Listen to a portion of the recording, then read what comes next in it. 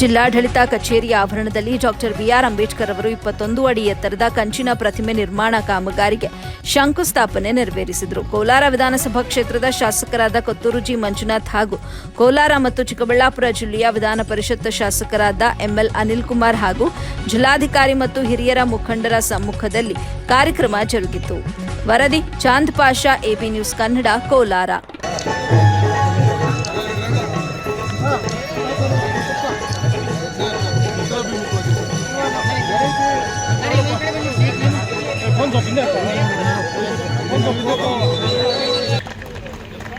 ಹಾಗೆ ಬಯಸ್ತಾ ಇದ್ದೇನೆ. ಹಾಗೆ ಈ ಐತಿಹಾಸಿಕ ಘಟನೆ ಪರವಾಗಿ ನಾನು ಸ್ವಾಗತವನ್ನ ಬಯಸ್ತಾ ಇದ್ದೇನೆ.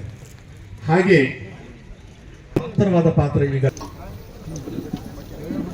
ಕೊಡ್ತೀನಿ ಅಂತ ಹೇಳಿದ್ದಾರೆ. ಅವರು ಕೂಡ ಕೊಡ್ತೀನಿ ಸರ್ ಅಂತ ಹೇಳಿದ್ದಾರೆ. ಅವರು ಕೂಡ ನಾನು ಮುಂಚಿತವಾಗಿ ಬಹಳ ಹತ್ತಿರದಲ್ಲಿದೆ, ರೋಡ್ ಅಪ್ರೋಚ್ ಕೂಡ ಇದೆ.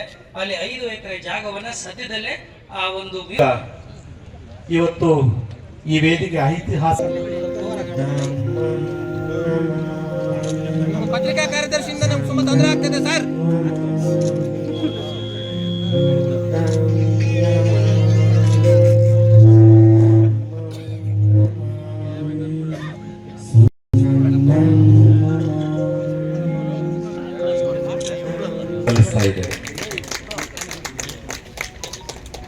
ಮಾಡೋಣ.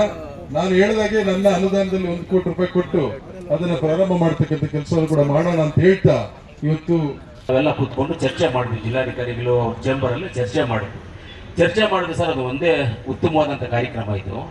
ಇಡೀ ನಮ್ಮ ಭಾರತ ದೇಶದಲ್ಲಿ ಇವತ್ತೇನಾದರೂ ನಾವೆಲ್ಲ ಒಂದು ನೆಮ್ಮದಿಯಾಗಿ ಏನಾದರೂ ಓಡಾಡ್ತಾ ಇದ್ದೀವಿ, ಈ ಗಾಳಿ ನೀರು ಇದೆಲ್ಲ ನಾವು ಈ ರೀತಿಯಲ್ಲಿ ನೆಮ್ಮದಿಯಾಗಿ ಆರಾಮಾಗಿದ್ದೀವಿ ಅಂತ ಹೇಳಿದ್ರೆ ಅದಕ್ಕೆ ಮೊದಲನೇ ಕಾರಣಕರ್ತರು ನಂಬರ್ 1 ಬಂದ್ಬಿಟ್ಟು ನಮ್ಮ ಸಂವಿಧಾನ ಶಿಲ್ಪಿ ಬಾಬಾ ಸಾಹೇಬ್ ಅಂಬೇಡ್ಕರ್ ಅವರು ಕಾರಣಕರ್ತರು. ನಮ್ಮೆಲ್ಲರಿಗೂ ಇವತ್ತು ಬ್ರಿಟಿಷ್ ಆಳ್ವಿಕೆ ಇದ್ದಾಗ ಇವತ್ತು ಯಾರಿಗಾದ್ರೂ ಬ್ರಿಟಿಷ್ ಆಳ್ವಿಕೆ ಹೆಂಗಿತ್ತು ಅನ್ನೋದು ಯಾರಾದ್ರೂ ತಿಳ್ಕೋಬೇಕು ಅಂದ್ರೆ ಅಂಡಮಾನ್ಗೆ ಹೋದ್ರೆ ಗೊತ್ತಾಗುತ್ತೆ. ಅಂಡಮಾನ್ ಜೈಲಲ್ಲಿ ನಮ್ಮ ಇವರನ್ನ ಬ್ರಿಟಿಷ್ ಅವರು ಯಾವ ರೀತಿಯಲ್ಲಿ ನಮಗೆ ಮಾಡ್ತಾ ಇದ್ರು.